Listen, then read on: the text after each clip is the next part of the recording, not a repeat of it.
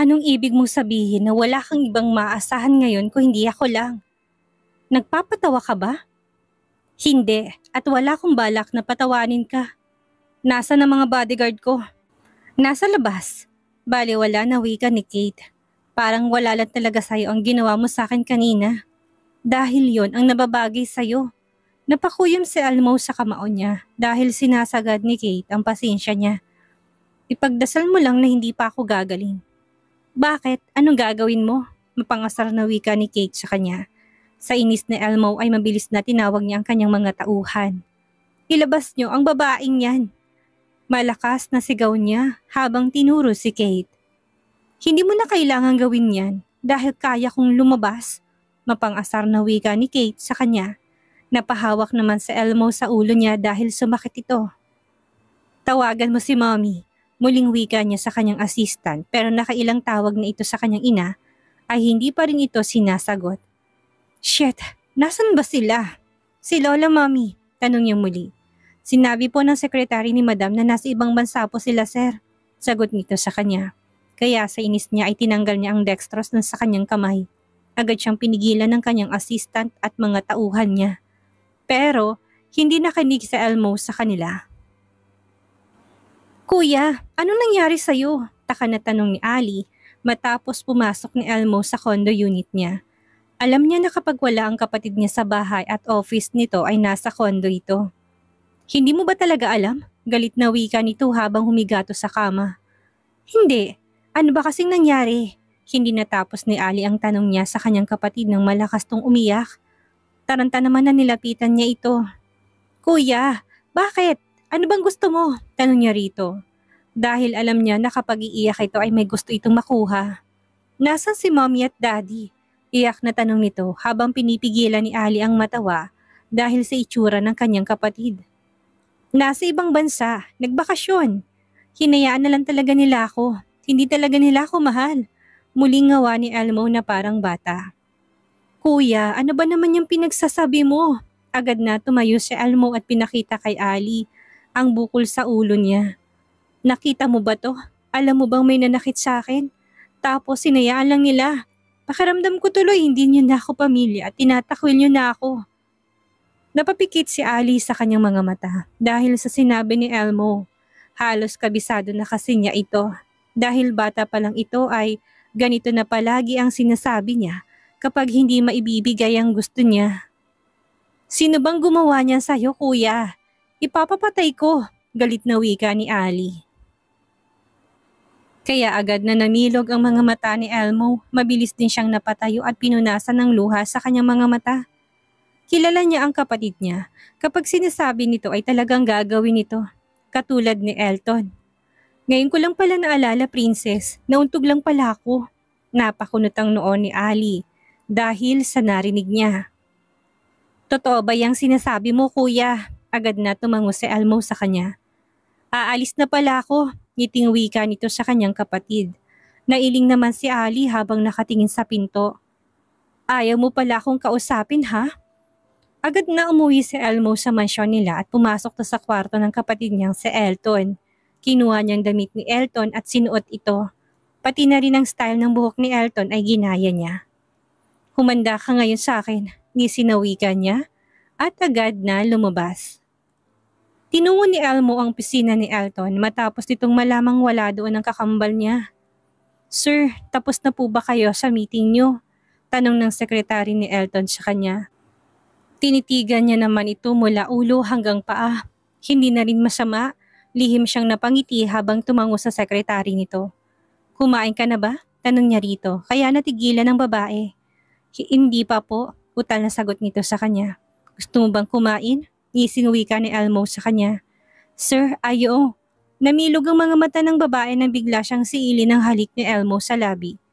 Alam mo bang matagal na kitang gusto? Wika niya matapos niyang bitawan ang labi nito. Pero bakit para po kayong...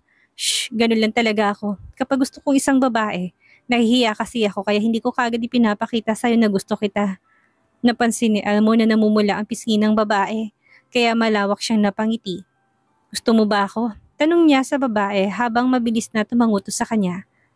Alam niyo Sir Elton, ang totoo gusto talaga kita, sa una pa lang.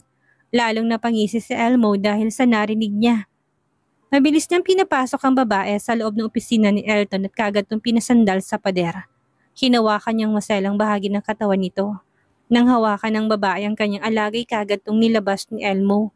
Gulat na napatingin kay Elmong babae dahil sa laki na alaga niya. "Huwag kang mag-alala, kaya mo yan," wika niya habang pinayuko ang babae. Pero hindi pa nito na ang alaga niya, gulat silang napatingin sa pinto na biglatang bumukas. "Anong ginagawa niyo?" Kunot noon na tanong ni Elton sa kanila habang pabaling-baling ang mukha ng babae na tumingin sa kanilang dalawa. "Labas!" Malakas na sigaw ni Elton sa kanyang sekretary.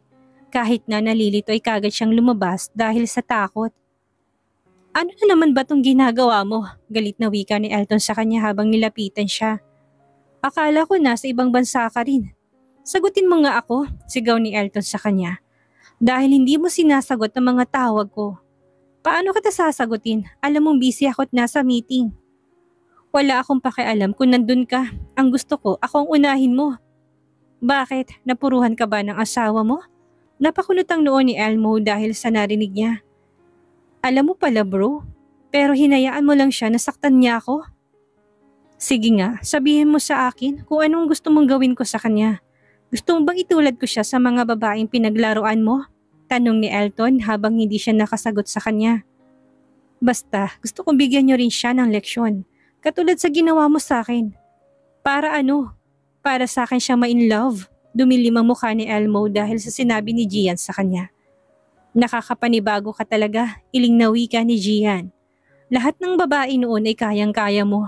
Hindi ka natatakot sa kanila at kapag tapos ka na, basta mo na lang silang iniiwan." "Pero bakit yung asawa mo?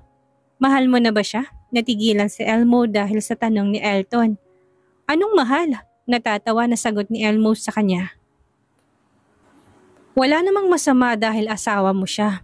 Hindi mangyayari yun. Pustahan tayo," ngiting wika ni Elton. "Hindi pa tapos ang pustahan natin. Dadagdagan na natin," muling wika ni Elton.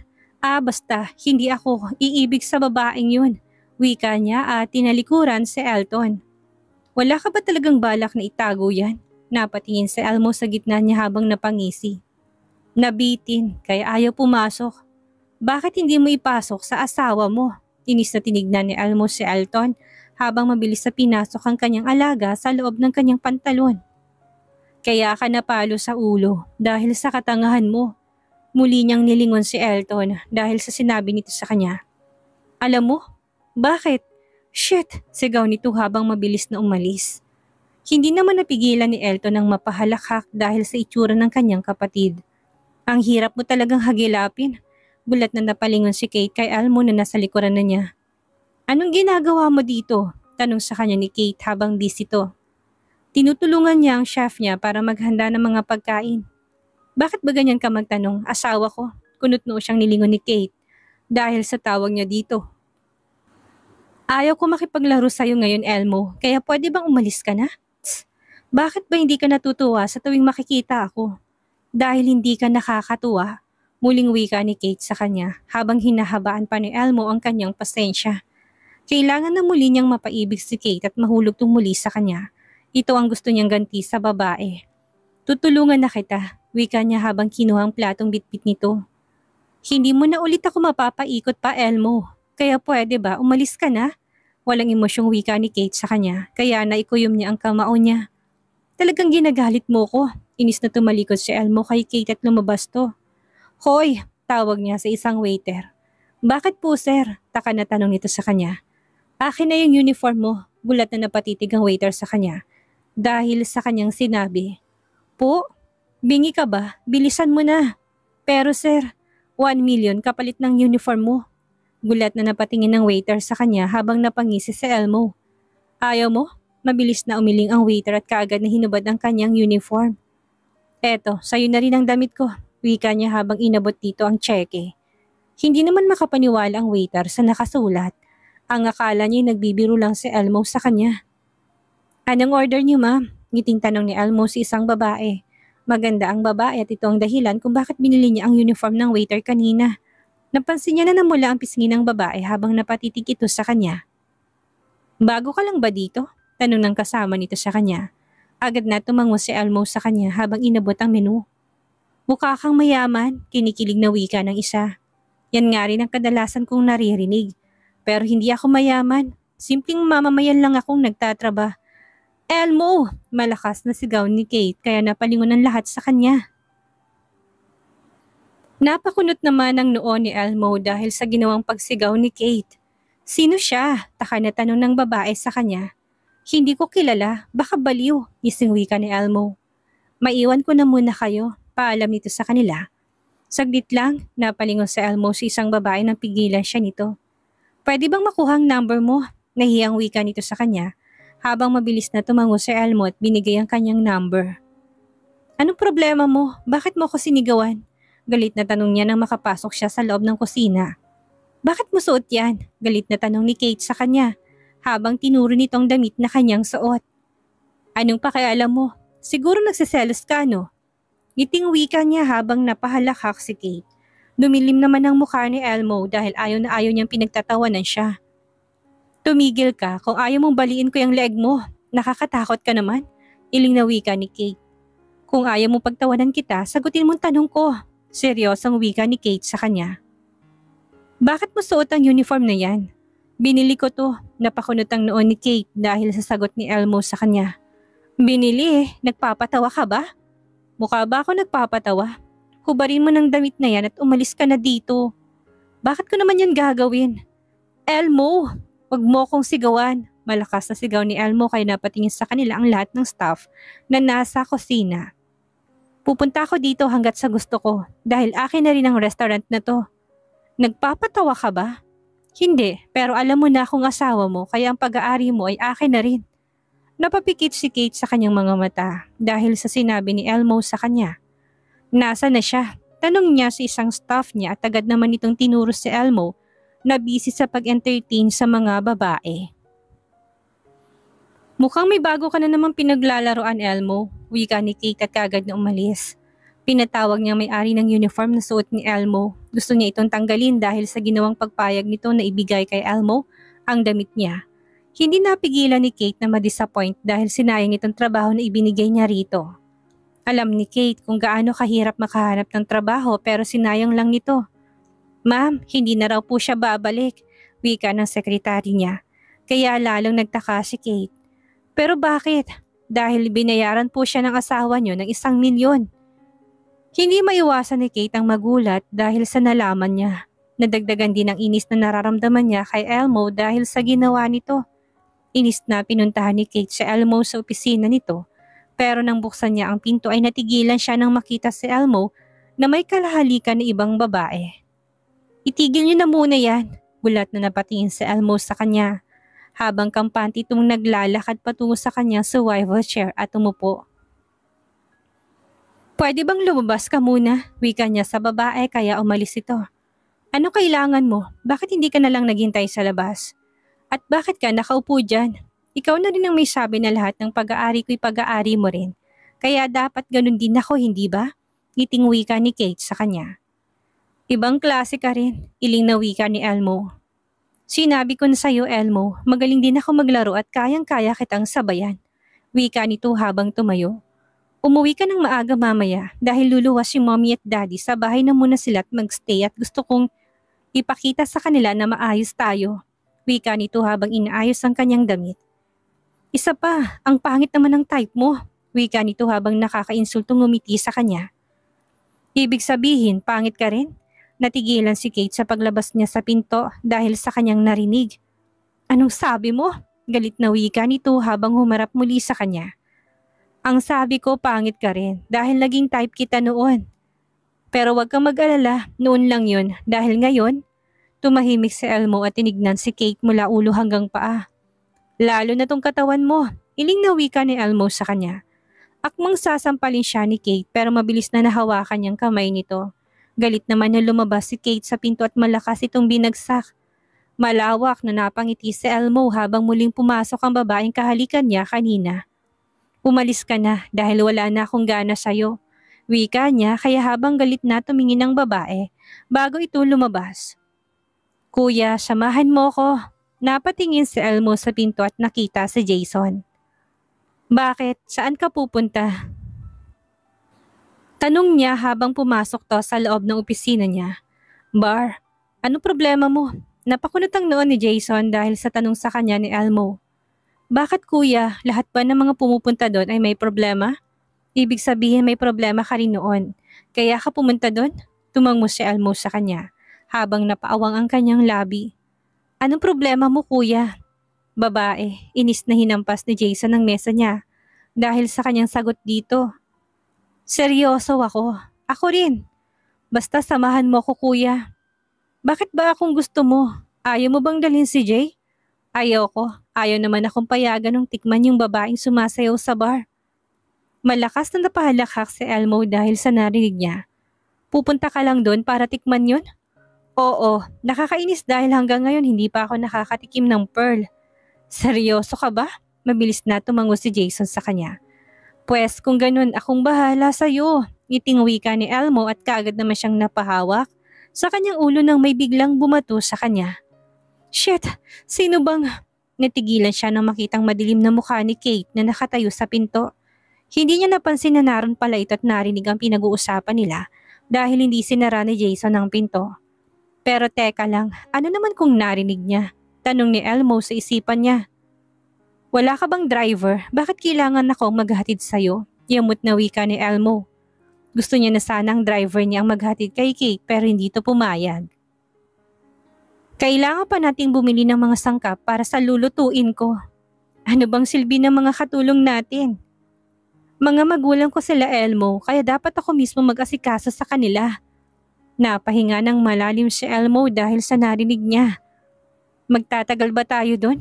Hindi ko alam. Huwag mo namang tagalan dahil busy ako. Nilingon siya ni Kate at masama siyang tinitigan. Pwede bang wag mo unahin ang kalandian niyo ng pinsan mo? Kunot-noo siyang tinignan ni Elmo dahil sa kanyang sinabi. Anong magagawa ko? Ano bang gusto mong gawin ko dito? Kanina pa nga ito nabibitin. Inis na wika niya kaya lalo nakaramdam ng inis si Kate sa kanya. Yan lang bang problema mo, Elmo? Inis na nailing si Elmo sa kanya. Excited na kasi siya kanina dahil sa sinabi ni Jason na namiss niya na rin pumasok ng bar. Isa pa, hindi na nakaranas ang alaga niya na pumasok sa mainit at masarap na kuweba dahil lagi na lang itong nabibitin. Aaminin niya na ngayon lang ulit bumalik ang interest niya sa mga babae dahil ang iniisip niya noon ay si Kate. Hindi niya kasi matanggap noon ang ginawa nitong hindi pagtanggap sa pera niya at ang pagbabalik nito sa lahat ng mga binigay niya dito. Ngayon niya lang din naintindihan ang lahat dahil isa rin itong mayaman kaya hindi nito kailangan ng pera niya. Ihinto mo, napakunot ang noon niya habang nilingon to. Paano ka matapos ng maaga kung ihihinto kong kotse? Inis na wika ni Elmo dahil kailangan niyang puntahan mamaya si Jason. Kailangan niya itong masamahan para makahanap niya siya ng magandang babae doon. Iniisip niya palang ito ay ramdaman niya ang paninikip sa kanyang pantalon. Bingi ka ba? Wika ni Kate kaya inis na tinabi niya ang kanyang kotse sa gilid ng kalsada. Bakit ba kasi? Gulat na napatingin si Elmo kay Kate nang bigla itong itinaas ang kanyang maikling palda. Anong ginaga? Namilog ang kanyang mga mata nang bigla siyang halikan ni Kate sa kanyang labi habang dinukot itong kanyang sandata sa loob ng kanyang pantalon. Tulala at hindi pa rin siya makapaniwala si Elmo. Shit, malakas siyang napamura habang napakagat sa kanyang labi. Hindi niya inaasahan na may mangyayari sa kanila ni Kate sa loob mismo ng kotse. Ilang saglit pa, iabot mo yon. Turo niya sa tissue habang muling umupo si Elmo sa upuan niya. Hindi ko alam na may pagnanasa ka pala sa akin, ngising wika ni Elmo sa kanya kaya binato niya ito ng tissue. Ang baboy mo, inis na sigaw ni Elmo nang ibato niyang tissue na nagamit niya na dito. Bakit? Sa'yo naman yan hindi ba? Asik niya rito habang inayos niyang kanyang sarili. Siguro naman hindi ka naaalis at siguro naman sasamahan mo na ako hanggang sa pagdating ng mga magulang ko. Wika ni Kate habang mabilis na tumango sa kanya si Elmo. At pagkatapos nun, magtatalik na naman ba tayo? Iting wika ni Elmo sa kanya, kaya muli niya itong binato ng tissue. Habang nasa supermarket ay walang ibang ginawa si Elmo kundi ang tumingin sa mga babaeng nakasalubong nila. Dalhin mo to, wika niya at binigay ang cart na hawak niya dito. Ini siyang napatingin kay Elmo na mapansin na hindi nito kinuha ang cart. Oh shit, Malakas na sigaw ni Elmo na apakan niyang paa nito. Napansin niya kasi na nakatingin at nakangiti at sabang babae. Bakit mo ba ginawa yun? Sumusob. Namilog ang mga mata nito nang bigla niya itong halikan sa labi. Hoy, bakit mo ko hinalikan? Taka na tanong ni Elmo habang sinusundan nito si Kate. Manahimik ka nga. Baliwala na wika ni Kate sa kanya. Pero panay pa rin ang pangungulit nito sa kanya. Hindi pwede yun. Hindi pwedeng basta-basta mo na lang akong hahalikan sa harapan ng iba. Ano na lang ang sasabi? Natigilan sa Elmo matapos ilagay ni Kate ang kanyang isang daliri sa bibig nito. Gusto ko, akin ka lang. Wika nito at tinanggal ang daliri niya sa bibig ni Elmo. Tulala at hindi makapaniwala si Elmo sa kanyang narinig. Sinasabi ko na nga ba, alam ko na talaga yung mga galawan mo. Wika niya habang may malawak na ngiti sa kanyang labi. Nang dumating ang mga magulang ni Kate ay hindi pa rin mawala-walang ngiti ni Elmo sa labi niya. Kanina niya pa rin gustong tawagan si Elton para sabihin dito na panalo siya sa pustahan nila. Bakit nandito ka pa? Tanong ni Kate sa kanya habang nilapitan siya. Nasa pool area siya at umiinom ng alak. Gusto ko lang tumambay dito. Wika niya habang inakbay ng kanyang asawa. Malawak naman ang umiti si Kate sa kanya at pinulupot ito ang kanyang braso sa kanyang bewang. Tinitigan siya ni Elmo at kagad na siniilang halik sa labi nito. Alam ko naman na hindi ka talaga makakahindi sa akin. Gising wika niya natapos itong bitawan ng labi ni Kate. Habang ngumiti lang ito sa kanya. Anong gusto mo? Sabihin mo lang at ibibigay ko kagad sa'yo. Wika niya habang umiling si Kate sa kanya. Nasa akin ang lahat, Elmo. Wala na akong kailangan pa. Wika nito habang napansin ni Elmo ang biglang paglungkot ng mga mata ni Kate. Sa bagay, gano'n naman tayong mga mayayaman. Lahat ng gusto natin ay nakukuha. Lalo na ako. Mayabang na wika nito sa kanya. May tanong pala ako sa'yo. Ano yun? Bakit mo kailangan magpanggap noon na gusto mo ko? Natigilan si Elmo sa tanong ni Kate sa kanya. Nagustuhan mo ba talaga ako noon, Elmo? Muling tanong niya dito. Oo, hindi naman ako mag-aaksaya ng oras sa'yo kung hindi kita type. Type, tumango si Elmo sa kanya. Type lang at hindi gusto, pero iba na ngayon kasi asawa na kita. Ngiting wika ni Elmo habang napangiti rin si Kate sa kanya. Napatingin si Kate nang mapansin ang pagtunog ng phone ni Elmo. Ayaw mo bang sagutin yan? Tanong niya dito habang mabilis nung umiling sa kanya. Sino ba yan? Wala yan. Wika ni Elmo at muling hinalikan si Kate sa labi.